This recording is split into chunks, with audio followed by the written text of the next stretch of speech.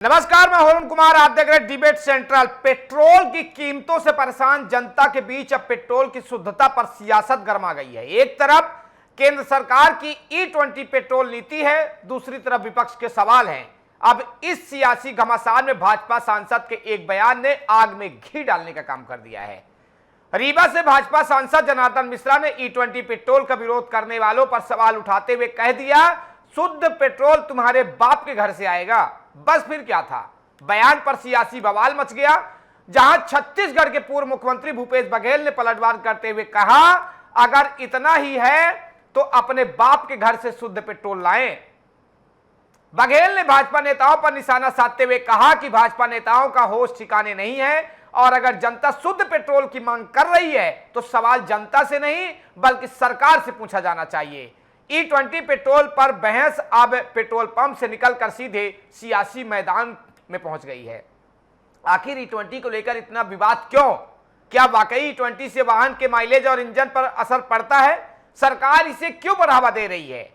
तो E20 के मुद्दे पर देश के सबसे बड़े 4 सवाल हैं। पहला सवाल यह है कि अगर E20 ऊर्जा सुरक्षा के लिए जरूरी है तो सरकार इसके फायदे और संभावित नुकसान पर पूरी पारदर्शिता क्यों न दिखाए। दूसरा यह है, पुराने वाहनों के मालिकों की चिंता का समाधान कैसे होगा। तीसरा सवाल यह भी है कि एथेनॉल मिश्रण से किसानों और अर्थव्यवस्था को वास्तविक लाभ कितना मिलेगा। चौथा सवाल, जनता के सवालों का जवाब आंकड़ों से मिलेगा या फिर तुम्हारे बाप के घर से आएगा जैसे बयानों से। और सबसे बड़ा सवाल, क्या जनता के सवाल का जवाब आंकड़ों और तथ्यों से मिलेगा या फिर सियासी बयानों से। इसी पर करेंगे बातचीत, लेकिन दिखाते सबसे पहले एक रिपोर्ट। रीवा एयरपोर्ट पर आयोजित एक कार्यक्रम के दौरान भाजपा सांसद जनार्दन मिश्रा ने E20 पेट्रोल का विरोध करने वालों पर निशाना साधा। उन्होंने सवाल उठाया कि जब देश अपनी जरूरत के बड़े हिस्से के लिए कच्चे तेल के आयात पर निर्भर है तो पेट्रोल में एथेनॉल मिलाने का विरोध क्यों किया जा रहा है। इसी दौरान उन्होंने शुद्ध पेट्रोल की मांग करने वालों पर टिप्पणी करते हुए कहा, शुद्ध पेट्रोल तुम्हारे बाप के घर से आएगा। भाजपा सांसद का तर्क था कि भारत को अपनी तेल जरूरतों के लिए बड़ी मात्रा में कच्चा तेल विदेशों से आयात करना पड़ता है। ऐसे में एथेनॉल मिश्रण को बढ़ावा देकर पेट्रोलियम आयात पर निर्भरता कम करने की कोशिश की जा रही है। लेकिन सांसद के बयान के बाद बहस मुद्दे से ज्यादा भाषा और लहजे पर केंद्रित हो गई। 18,000 किलोमीटर के चक्कर लगा के तेल मिलने लग, और जब मोदी जी कहा था कि एथेनॉल मिलावा 20%, तो आंदोलन हो रहा कि नहीं एथेनॉल न चली, केवल शुद्ध पेट्रोल चली। शुद्ध पेट्रोल तो हमारे बाप के यहाँ से आई। शुद्ध पेट्रोल है ये नहीं है देश में, तो कहां से आई। आज विरोध हो रहा है एथेनॉल के। 100% ब्राजील बनावत है एथेनॉल। पूरे ब्राजील के ये डीजल पेट्रोल गाड़ी एथेनॉल से चल रही है। ऑटोमोबाइल वाले कह रहे हैं कि नहीं, हम इंजन हमारे पास है, कोनो दिक्कत नहीं है और एथेनॉल से गाड़ी चलावे वाली क्षमता है हिंदुस्तान में। हिंदुस्तान के गाड़ी एथेनॉल से चल सकती हैं, लेकिन लोग कहते नहीं एथेनॉल न बनावा। भाजपा सांसद के बयान पर पूर्व मुख्यमंत्री भूपेश बघेल ने तीखा पलटवार किया। बघेल ने तंज कसते हुए कहा, अगर इतना ही है तो अपने बाप के घर से शुद्ध पेट्रोल ले आए। भूपेश बघेल ने भाजपा नेताओं पर निशाना साधते हुए कहा कि भाजपा नेताओं का होश ठिकाने पर नहीं है। उनका कहना है कि अगर जनता E20 को लेकर सवाल पूछ रही है, अगर वाहन मालिक अपने वाहन के माइलेज और प्रदर्शन को लेकर चिंता जता रहे हैं तो सवाल जनता से नहीं बल्कि सरकार से किया जाना चाहिए। यानी भाजपा सांसद के बयान के जवाब में कांग्रेस ने भी उसी अंदाज में पलटवार किया। अब सवाल सिर्फ E20 का नहीं रहा, सवाल सियासत की भाषा का भी बन गया है। भारतीय जनता पार्टी के नेता है ना, अब अपना होश खो बैठे हैं। ये शुद्ध पेट्रोल यदि जनता मांग रही है तो बाप के घर में, तो उसके बाप के घर से आ रहा है, अपने बाप के घर से ले आया भाई। आखिर E20 है क्या? अब जरा आसान भाषा में समझिए कि आखिर E20 पेट्रोल है क्या। E20 का मतलब है ऐसा पेट्रोल जिसमें अधिकतम 20% एथेनॉल मिलाया जाता है। एथेनॉल मुख्य रूप से कृषि आधारित स्रोतों से तैयार किया जा सकता है। सरकार के एथेनॉल मिश्रण नीति का उद्देश्य पेट्रोल में घरेलू स्तर पर उपलब्ध एथेनॉल का इस्तेमाल बढ़ाना है, ताकि पेट्रोलियम उत्पादों के आयात पर निर्भरता कम की जा सके। इसके साथ ही सरकार का तर्क है कि इससे किसानों के लिए एथेनॉल उत्पादन का बाजार बढ़ सकता है और देश की ऊर्जा सुरक्षा मजबूत हो सकती है। लेकिन दूसरी तरफ वाहन मालिकों की चिंता भी सामने आती है। खासतौर पर पुराने वाहनों में E20 ईंधन के इस्तेमाल, माइलेज और इंजन के प्रदर्शन को लेकर सवाल उठाए जाते हैं। यही वजह है कि E20 अब सिर्फ ईंधन का मुद्दा नहीं, बल्कि अर्थव्यवस्था, किसान, वाहन मालिक और सरकार की नीति चारों से जुड़ा मुद्दा बन चुका है। भाजपा का E20 के समर्थन में सबसे बड़ा तर्क है तेल आयात पर निर्भरता कम करना। भारत अपनी पेट्रोलियम जरूरतों के लिए बड़ी मात्रा में कच्चे तेल का आयात करता है। जब अंतर्राष्ट्रीय बाजार में कच्चे तेल की कीमत बढ़ती है, तब दुनिया के किसी हिस्से में युद्ध या भू राजनीतिक तनाव पैदा होता है। जब समुद्री मार्ग प्रभावित होते हैं तो उसका असर सीधे तेल की कीमत और देश की अर्थव्यवस्था पर पड़ सकता है। ऐसे में सरकार घरेलू स्तर पर एथेनॉल के इस्तेमाल को बढ़ावा देकर आयातित पेट्रोलियम पर निर्भरता कम करने की रणनीति पर काम कर रही है। भाजपा सांसद जनार्दन मिश्रा भी इसी तर्क को आगे रखते हुए E20 के विरोध पर सवाल उठा रहे थे, लेकिन विपक्ष की दलील बिल्कुल अलग है। कांग्रेस समेत विपक्षी दलों का कहना है कि सरकार को सबसे पहले स्पष्ट करना चाहिए कि E20 का इस्तेमाल अलग अलग तरह के वाहनों पर किस तरह असर डालता है। विपक्ष वाहन मालिकों के माइलेज, रखरखाव और पुराने वाहनों को लेकर चिंता जता रहा है। सवाल यह भी उठता है कि अगर किसी पुराने वाहन का ईंधन दक्षता प्रदर्शन कम करता है तो उसका अतिरिक्त आर्थिक बोझ किस पर पड़ेगा।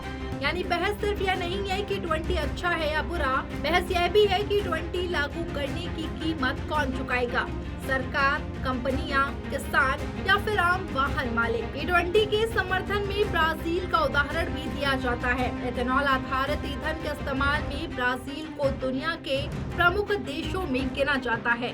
भारत में भी एथेनॉल मिश्रण को बढ़ाने के पीछे यही सोच है कि देश अपनी कृषि, अर्थव्यवस्था और ऊर्जा जरूरतों को आपस में जोड़ सके।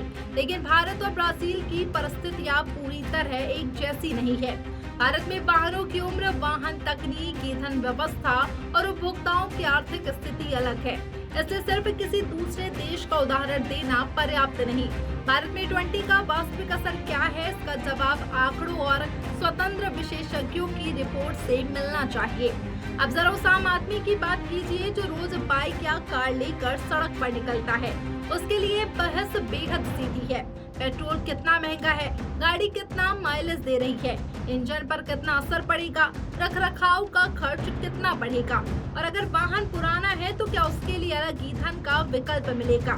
जनता को इन सवालों के स्पष्ट जवाब चाहिए, क्योंकि पेट्रोल पंप पर खड़ा आम आदमी ना तो कच्चे तेल का अंतर्राष्ट्रीय बाजार समझता है, ना ही एथेनॉल की पूरी अर्थव्यवस्था।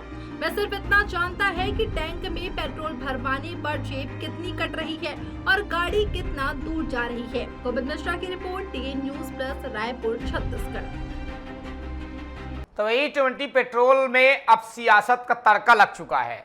पूरे देश में एक तरफ आम नागरिक E20 पेट्रोल को लेकर आवाज उठा रहे हैं कि उनकी गाड़ियां खराब हो रही है, वहीं दूसरी तरफ मध्य प्रदेश के रीवा जिले के सांसद जनार्दन मिश्रा ने एक विवादित बयान दिया। उन्होंने सीधे पूछा कि E20 अगर नहीं इस्तेमाल करोगे तो क्या तुम्हारे बाप के घर से आएगा पेट्रोल। हालांकि इस बयान पर अब लगातार बीजेपी और कांग्रेस आमने सामने आ गई है। इसी पर हम करेंगे बातचीत।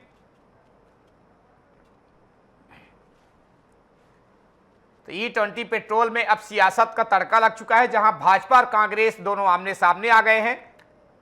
एक तरफ E20 पेट्रोल को लेकर लगातार विरोध जारी है, तो दूसरी तरफ बीजेपी सांसद जनार्दन मिश्रा ने आग में घी डालने का काम किया है। जब पूरे देश में जेनजी आक्रोशित है, लगातार सड़कों पर है, पेट्रोल को लेकर सियासत गर्म हो रही है, तब जाके आग में घी डालने का काम कर रहे हैं। इसी पर करेंगे बातचीत करने के लिए रोहित मिश्रा जी हैं, बीजेपी नेता सर आपका बहुत बहुत स्वागत है। ज्ञान सिंह चौहान जी हैं कांग्रेस नेता सर, आपका भी बहुत बहुत स्वागत है। पुरुषोत्तम मिश्रा जी हैं वरिष्ठ पत्रकार हैं सर, आपका भी बहुत बहुत स्वागत है। रोहित जी, सवाल सीधा आपसे शुरू करते हैं और शॉर्ट में सवाल रहेगा, चूंकि मुद्दा जनता से जुड़ा हुआ है। आप ये बता दीजिए कि E20 अगर देश की ऊर्जा सुरक्षा के लिए जरूरी है तो आम वाहन मालिक को इसका सीधा क्या फायदा पहुंचेगा, आप गिना दीजिए। वाहन मालिक अगर एथेनॉल चालू हुआ है भारत में, तो ऐसा नहीं है कि दुनिया में पहला प्रयोग भारत में हुआ है एथेनॉल का। दुनिया में कई ऐसे विकसित देश हैं, जैसे संयुक्त राज्य अमेरिका है, कनाडा है, जर्मनी है, इंडोनेशिया है, ब्राजील है, यहाँ हर जगह एथेनॉल का उपयोग हो रहा है वहाँ। लेकिन इस तरह का विपक्ष नहीं है। विपक्ष का ये जो निकम्मापन है, इनने तो कभी कुछ किया नहीं। अगर सरकार कर रही है तो सरकार पर इनको बार बार आक्षेप करना है कि सरकार जहर दे रही है गाड़ियों में। ऐसा नहीं है। जब कभी भी कोई विषय प्रयोग में आता है तो उसको पहले प्रयोग किया जाता है, उसके फायदे और नुकसान दोनों देखी जाती, दोनों परखी जाती है। लेकिन भारत का विपक्ष उसका नुकसान नहीं गिनाएगा। उसका नुकसान ऐसा व्यक्ति गिनाएगा जो एक विशेषज्ञ व्यक्ति होगा, जिसके संदर्भ में उसको जानकारी है। ब्राजील दुनिया का ऐसा देश है जो 27% एथेनॉल का उपयोग करता है, और 27% के एथेनॉल उपयोग करने वाले देशों में से भारत अभी उस लिस्ट में जुड़ा है। तो ऐसा नहीं है। और एथेनॉल से प्रदूषण खत्म होता है। एथेनॉल देश में अभी पहला प्रयोग किया जा रहा है। ऐसे पहले प्रयोग में अभी कहीं से भी ऐसी कोई शिकायत नहीं आई है जिसमें इंजीनियर या फिर संबंधित वाहन निर्माता कंपनी या कोई भी ऐसा व्यक्ति जो प्रमाणित तौर पर कहे कि इस एथेनॉल मिलाने से इंजन को समस्या हो रही है, एथेनॉल मिलाने से माइलेज घट रहा है। ऐसा नहीं है। बहुत सारे जो प्रोपोगंडा कंपनी है, वो प्रोपोगंडा कंपनी एक्टिव हो गई, तो प्रोपोगंडा कंपनी हमेशा एक्टिव हो जाती है। प्रयोग कर रहा है देश को प्रयोग करने दे और विधिवत देश को अग्रणी देशों की श्रेणी में शामिल होने दे। मुझे लगता है कि थोड़ा सा धैर्य बनाने की जरूरत है विपक्ष जी। कांग्रेस से ज्ञान सिंह चौहान जी, हम उनसे भी बातचीत, आपके जवाब वही देंगे लगभग, प्रोपोगंडा है कि क्या है। ज्ञानचंद जी, हमारी आवाज आ रही है आपको? बिल्कुल आ रही है जी जी। ज्ञानचंद जी, रोहित जी को आपने सुना कि विपक्ष के पास कोई मुद्दा नहीं है, प्रोपेगेंडा फैलाती है, और हमारा एक सीधा सवाल यह है कि कांग्रेस E20 नीति का विरोध करती है या सिर्फ इसके लागू करने के तरीके पर सवाल उठा रही है? आप विरोध किसका कर रहे हैं? देखिए, जिस तरह से इन्होंने बात की, अपनी बात रखी जी, वो पूरी तरह से इनके न भाषा में संयम है जी, न इनके बोलचाल में, इनका जो लहजा है, ये पूरी तरह से सत्ता के गुरूर में बैठ के बात कर रहे हैं जी। ये व्यवस्था बनाने के जगह में कल इनके सांसद की आवाज आपने कल सुनी होगी, रीवा सांसद जनार्दन मिश्रा जी ने बोला कि खर्चे बढ़ रहे हैं, हारमोज वहाँ बंद पड़े हैं, खर्चा ज़्यादा लग रहा है, इसलिए जो है तो 20% एथेनॉल मिलाया जा रहा है। और यहाँ तक कि कह रहे हैं कि क्या किसी के बाप के घर से आए, कि इस तरह के शब्दों का जो भारतीय जनता पार्टी के नेता लगातार प्रयोग कर रहे हैं, यह बिल्कुल अशोभनीय है। इनको व्यवस्था, सत्ता में बैठे इनको व्यवस्था बनानी चाहिए। आपने देखा कि कच्चे तेल का रेट नीचे आया तो इन्होंने पेट्रोल और डीजल का दाम कम नहीं किया। एक बार पेट्रोल और डीजल का रेट बढ़ गया, इन्होंने दाम ना कम करके एथेनॉल मिलाने की बात करने लगे। इन्होंने शार्टेज पे ये आपदा में अवसर तलाश रहे हैं जी। ये इस तरह की व्यवस्था जो ये कर रहे हैं, तो आने वाले समय में जनता इनको जवाब देगी। इनकी अमर्यादित भाषा को जो ये बोल रहे हैं तो जनता इनको बताएगी कि कैसा होगा। लोकतंत्र है, लोकतंत्र में हर व्यक्ति को अपनी बात रखने का अधिकार है। ये आजाद भारत है, यहाँ कोई किसी का गुलाम नहीं है जी। आज जनता अपने अधिकारों की बात कर रही है। आज जो जिस तरह से डीजल मिल रहा है, जिस तरह से पेट्रोल मिल रहा है, आज लोगों की गाड़ियां, हम नहीं, ये जनता बोल रही है कि हमारा माइलेज नहीं मिल रहा है, मोटर, हमारा इंजन सीज हो रहा है। आपने देखा होगा, इलेक्ट्रॉनिक मीडिया में देखा होगा, प्रिंट मीडिया में आप अखबार पढ़े होंगे। ये जनता, भारत की जनता बोल रही है, हम नहीं बोल रहे हैं। ये पक्ष विपक्ष यहाँ पे नहीं होना चाहिए, यहाँ पे सही और गलत की बात होनी चाहिए। अरे सरकार पे आप बैठे हैं, भारतीय जनता पार्टी सरकार पे बैठी, उसकी सत्ता है, कई प्रदेशों में उसकी सत्ता है, व्यवस्था बनाना उनका काम है, व्यवस्था से भागना उनका काम नहीं है। अभी पिछली बार आपने मझौली में आपने परीक्षा केंद्र से जोड़ा था, एक विषय में उदाहरण के लिए आपको बताना चाहूंगा जी। तो वहाँ नकल को लेके वहाँ की व्यवस्था ऐसी हुई कि सेंटर बंद कर दिया गया। अरे आप ये बताइए कि 8 साल से सेंटर वहाँ बंद है, परीक्षा नहीं हो रही, छात्र छात्राएं परेशान है, आप व्यवस्था नहीं बना रहे हैं, आप जवाब दे रहे हैं कि वहाँ नकल हो रही है इसलिए हम वहाँ का सेंटर खत्म कर दिए और 80 किलोमीटर दूर कर दिए हैं। ये कोई बात होती है? ये तो घुमाने वाली बात होती है। तो वो रोहित जी वही बात कर रहे हैं। जी चलिए ज्ञानचंद जी, हम आपके सवालों के जवाब हम रोहित जी से लेते हैं। पुरुषोत्तम मिश्रा जी हैं वरिष्ठ पत्रकार हमारे, हम उनसे सीधे बातचीत कर लेते हैं। पुरुषोत्तम जी, आवाज हमारी आ रही है आपको? आ रही है। जी जी। पुरुषोत्तम जी, E20 के जो पेट्रोल में है अब सियासत का तड़का लग चुका है। आम आदमी लगातार कह रहा है कि हमारी बाइकें खराब हो रही, गाड़ी खराब हो रही है, माइलेज घट रहा है। E20 के बाद अगर माइलेज कम होता है तो अतिरिक्त खर्चा आखिर आम आदमी ही क्यों उठाए? इसको सरकार को क्या कुछ गाइडलाइन बनाना चाहिए आपके हिसाब से? देखिए, ऐसा है कि अभी हमारे साथी बता रहे थे जी, यहाँ जिम्मेवारी है नहीं और जिम्मेवारी से लोग भागते हैं। जी, यदि कोई सही बात कहता है तो उसके लिए असंसदीय भाषा का प्रयोग करते हैं सार्वजनिक मंचों में। जी, एक सांसद जो होता है, जी, जनता का प्रतिनिधि है, वो देश की सबसे बड़ी सदन में बैठता है और वही कानून बनाता है। उसके कानून ही सुप्रीम कोर्ट, हाई कोर्ट सभी मानते हैं और देश की आशा जनता उनसे बड़ी अपेक्षा करती है। जी, अब किसी मंच में वो कह दें कि तुम्हारे बाप के यहाँ से असली पेट्रोल ले आए, जी, माने आप जिम्मेवारी अपनी नहीं मानते हैं। यदि आप कोई चीज असली नहीं ले आ सकते हैं तो आप पद में काहे बैठे हैं? आप छोड़ दीजिए पद। तो ये कोई बात होती है कि हम जबरदस्ती लागू करेंगे, 20% करेंगे?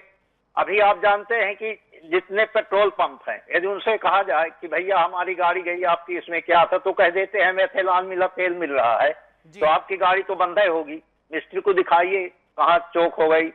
तो तमाम सारी दिक्कतें आम जनता को भोगनी पड़ रही हैं और मंच पर भाजपा के नेता कह देते हैं कि उनके बाप से यहाँ से ले आए असली चीज।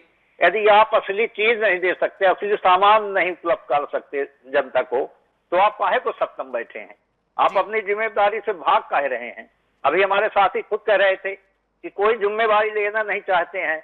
आवाम जनता की जो परेशानियां हैं, उनकी जो समस्याएं हैं, उनको आप सुनेंगे नहीं और उनको मंचों से अपशब्द कहेंगे। किसी एक व्यक्ति का नाम लेके नहीं कहे, जितने लोग एथेनॉल के विरोध कर रहे हैं उन सब के लिए सांसद जी ने असंसदीय भाषा का उपयोग किया है। तो ये प्रजातंत्र के लिए एक बड़ी चिंतनीय बात है। और आप प्रयोग करिए, लेकिन प्रयोग तरफ होना चाहिए। आप प्रयोग नहीं कर रहे हैं, उसको आप एकदम लागू कर दिए। यदि प्रयोग में जनता को दिक्कत हो रही है, परेशानी हो रही है, तो आपको लागू न करना चाहिए। लेकिन जो लोग ऊपर स्तर पर बैठे हैं, उनको हमारी कुर्सी बने रहे, जनता से मतलब नहीं है। न तो कभी रोजगार के संबंध में बात करते हैं, न महंगाई के संबंध में बात करते हैं। प्रशासनिक अमला इतना दिलदर्द है, गांवों में पटवारी नहीं पहुंचते, उनकी बात नहीं करते हैं। शासकीय विद्यालय गांवों में चल रहे हैं, कभी कोई देखने वाला नहीं है। जो निरीक्षण करने के लिए लोग बैठे हैं, टीएडीए भत्ता केवल कागजी कार्रवाई करके निकालते हैं। गांवों में स्थिति यह है कि लड़कों का नाम है प्राइमरी में 50 का लिखा है तो जाते हैं 12 लड़के, ये जूनियर तक में 200 लड़कों का नाम लिखा है तो जाते हैं 100 लड़के। तो स्थितियां इतनी बद से बदतर हो गई हैं, लेकिन उस स्थिति को देखने वाला कोई नहीं है और मंचों से असंसदीय भाषा का प्रयोग करते हैं। और ऐसे सांसद जो देखिए लगातार कई वर्षों से वकालत करते रहे और जनप्रतिनिधि के साथ साथ बुद्धिवेत्ता भी हैं, लेकिन इस तरह संसदीय भाषा का प्रयोग करना काफी निंदनीय है और घृणित है। इसकी तो हम सभी लोग निंदा करते हैं और इस तरह भविष्य में कोई बात कहता है तो निश्चित रूप से उसके ऊपर कंटेम्प्ट ही होना चाहिए। जी बिल्कुल। रोहित जी, पुरुषोत्तम मिश्रा जी बिंद के ही वरिष्ठ पत्रकार हैं, उन्होंने वहां की एक सच्चाई कड़वी जो कड़वाहट है उन्होंने बयां कर दिया है। कांग्रेस आरोप लगा रही है कि मझौली में सेंटर था, परीक्षा सेंटर था, आपने उस समस्या का समाधान निकालने के बजाय सेंटर को ही खत्म कर दिए। आप पूरा जड़ से ही क्यों उखाड़ दे रहे हैं? भैया समस्या का समाधान करो, आदमी बीमार है तो आदमी को निपटा दो।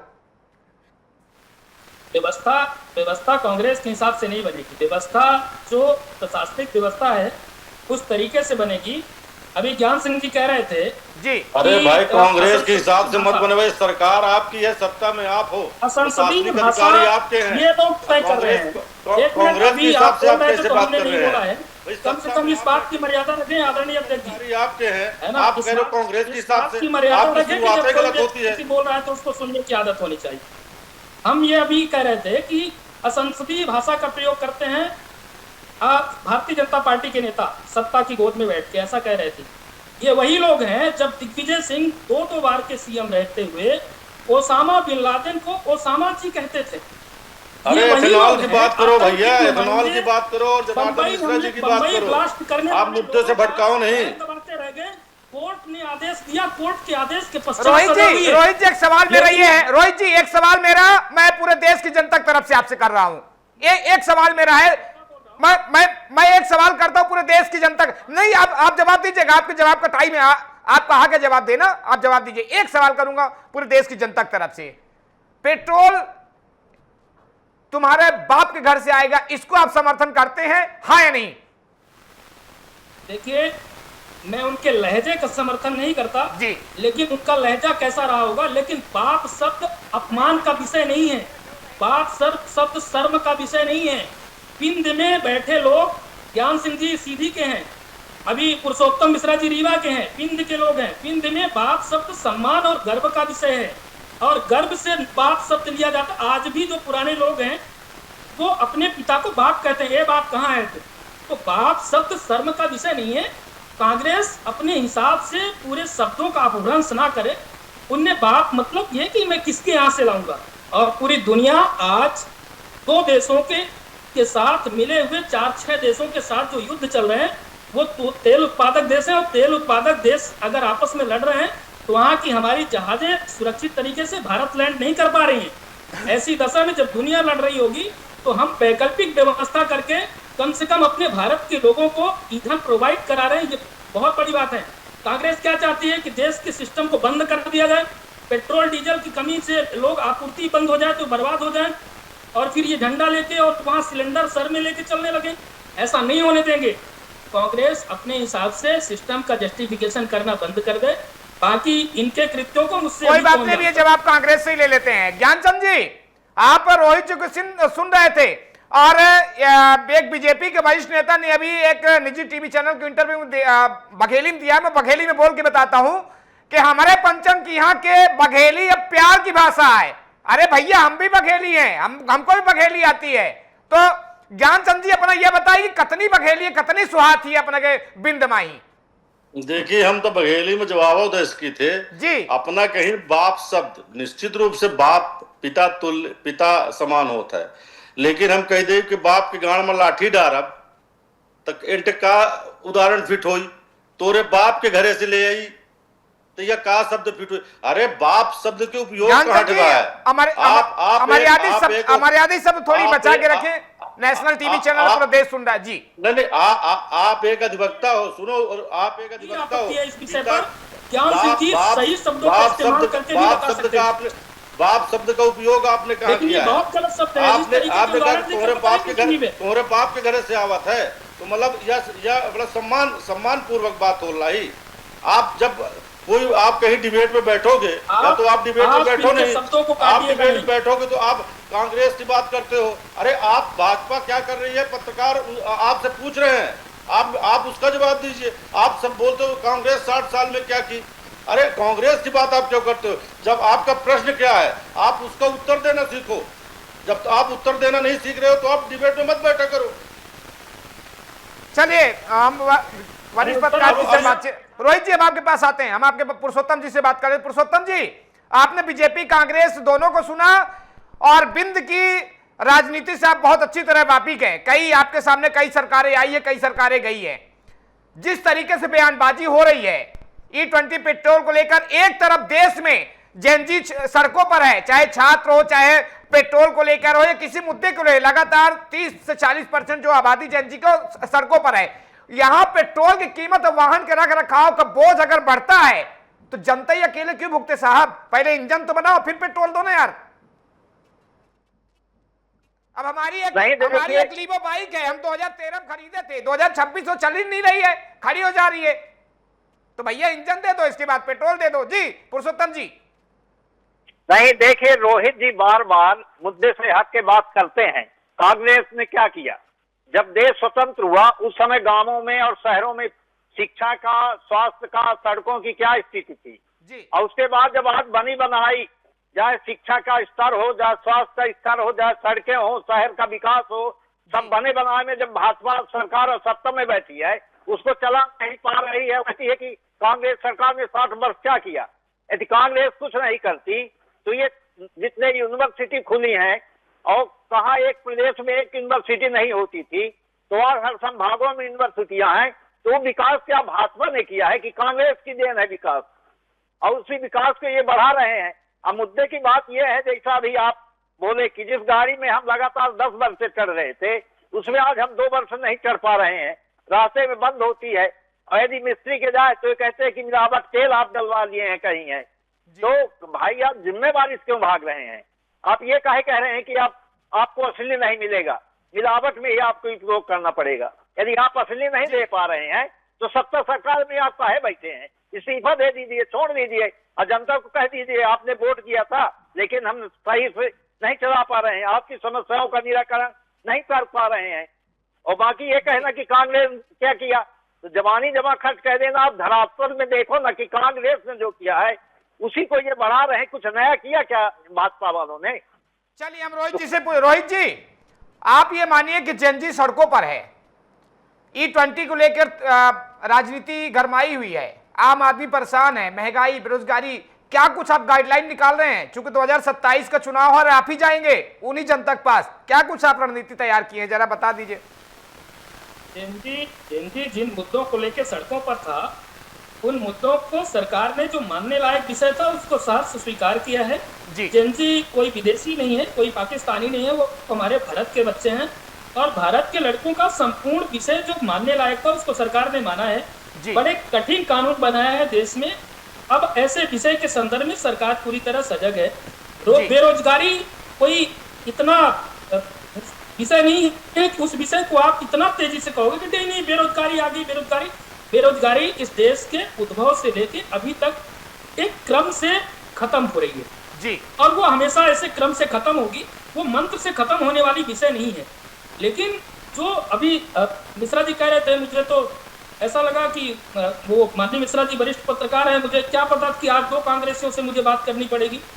अभी एक विषय हमारे लिए जो गंभीर विषय है, अभी ज्ञान सिंह जी कांग्रेस के जिलाध्यक्ष हैं जी, कांग्रेस पार्टी में उस व्यक्ति के नीचे ये लोग काम करते हैं। कुमार अर्जुन सिंह जी का अच्छा नाम रहा मध्य प्रदेश की राजनीति में, भारत की राजनीति में। लेकिन अभी ये टीवी में बैठ के ऐसा उदाहरण दे रहे थे जिसको मैं टीवी में बोल भी नहीं सकता हूँ। ऐसे लोगों से जो डिबेट में बैठते हैं, इनको शब्दों का चयन होना चाहिए। शब्द आप टीवी में बैठ के अगर कोई व्यक्ति असंसदीय भाषा का उदाहरण दे रहा है, असंसदीय भाषा के उदाहरण से किसी भी डिबेट को नहीं किया जा सकता है। तो ज्ञान सिंह जी को इस विषय को समझना चाहिए। ये बड़ी पार्टी की यहाँ पे नुमाइंदगी कर रहे हैं, ये अध्यक्ष हैं, इनके नीचे वाले लोग कैसे समझेंगे? ये वही लोग हैं जहाँ प्रभारी कूट दिए जाते हैं।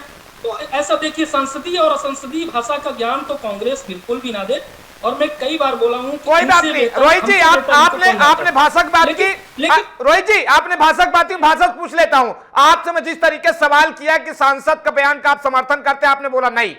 ज्ञानचंद जी आप बता दीजिए कि भूपेश बघेल का पलटवार भी उसी तीखे अंदाज में था, क्या कांग्रेस ऐसी भाषा को सही मानती है?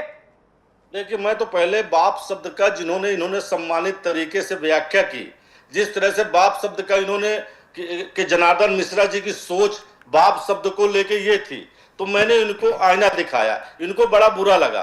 और जो इन्होंने कहा कि प्रभारी कूट दिए जाते हैं, अरे आपको शर्म आनी चाहिए। आपका जो उप मुख्यमंत्री किसी हॉस्पिटल के उद्घाटन पे आता है और आपके जिले के विधायक जो सीधी मुख्यालय की हैं, और वहीं पे आपस में चोंच लड़ा के बात करेंगे 8 करोड़ रुपए कहाँ गया, भ्रष्टाचार का पैसा कहाँ गया, तो आप उस पार्टी की बात करते हैं जिस पार्टी में आज पूरी देश की जनता पूछ रही है कि और जान रही है और कह रही है कि चंदा चोर कहां मिलेंगे, भाजपा के कार्यालय में, पेपर लीक कहां मिलेंगे, भाजपा के कार्यालय में, भ्रष्टाचारी कहां मिलेंगे, भाजपा के कार्यालय में। तो आपके लोगों आपके बारे में और आपकी पार्टी के बारे में तो जनता जान चुकी है। मतलब आप बोलो तो सब सही है, चलिए बिल्कुल, रामलीला, हम करें तो रासलीला, आप जो बोलो वो सही है, और हम उदाहरण देके आप। चलिए रोहित जी, आप कुछ बोल रहे, 30 सेकंड में जवाब दीजिए, एकदम 30 सेकंड में।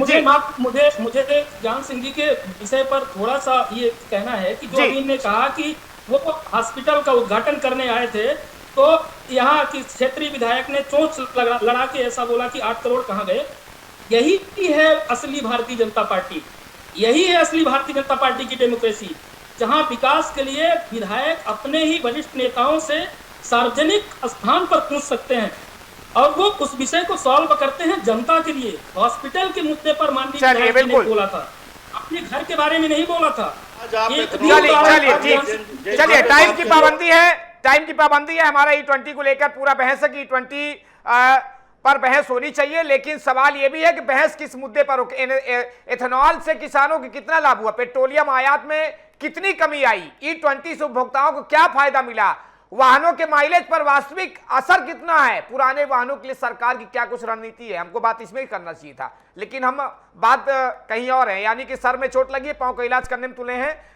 क्या E20 का लाभ आम आदमी तक भी पहुंच रहा है, यह कड़वी सच्चाई है कि नहीं? इन सवालों का तथ्य और आंकड़े सामने आने चाहिए, क्योंकि राजनीतिक बयान चाहे भाजपा की तरफ से हो या कांग्रेस की तरफ से, पेट्रोल की कीमत और गाड़ी का माइलेज आम आदमी की जेब तय करती है। E20 पेट्रोल पर सियासी संग्राम तेज है। एक तरफ भाजपा सांसद जनार्दन मिश्रा का बयान, दूसरी तरफ पूर्व मुख्यमंत्री भूपेश बघेल का पलटवार, लेकिन इन दोनों बयानों के बीच खड़ा है देश का एक आम आदमी, एक वाहन मालिक। उसे न भाजपा की बयानबाजी चाहिए, न कांग्रेस की पलटवार वाली राजनीति चाहिए। उसे चाहिए साफ पेट्रोल, सही कीमत, बेहतर माइलेज और अपने वाहन की सुरक्षा की गारंटी। सरकार कहती है E20 से देश की तेल आयात निर्भरता घटेगी, विपक्ष कहता है वाहन मालिकों की चिंता का जवाब दो, और जनता पूछ रही साहब पेट्रोल टंकी में कौन सा पेट्रोल डालें और जेब में इसका क्या असर पड़ेगा। E20 पर सियासत जारी है, लेकिन असली फैसला बयानों से नहीं, आंकड़ों और जमीन पर दिखने वाले नतीजों से होगा।